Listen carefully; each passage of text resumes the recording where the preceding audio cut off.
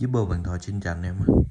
Hôm nay em về được một con Canada New Full Box nha anh em, giai đoạn 1975 86 nha anh em.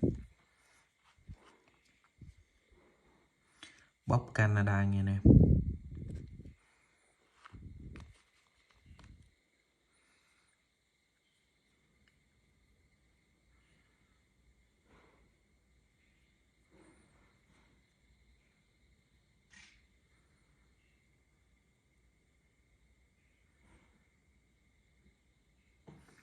Ba hàng chữ nha anh em, giai đoạn 1975 86.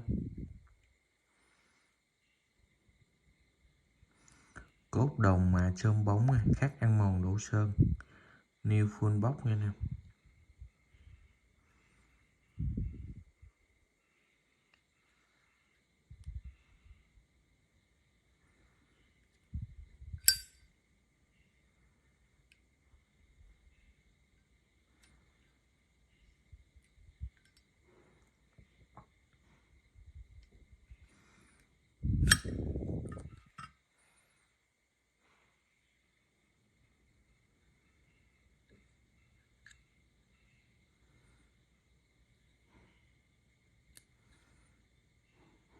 Guộc hai mặt chữ trùng giai đoạn nha anh em.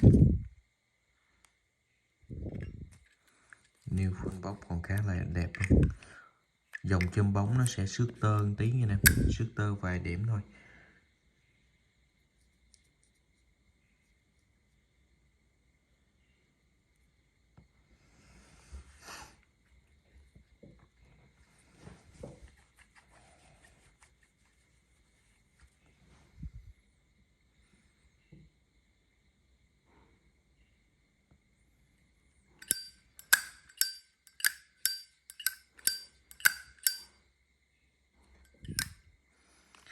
Anh em nào cần hình chi tiết từ cái inbox Zalo cho em sẽ gửi hình chi tiết cho anh em. Một con Zipper Canada 1975 1986 nha anh em, nó xài giai đoạn. Em xin cảm ơn anh em thật nhiều ạ.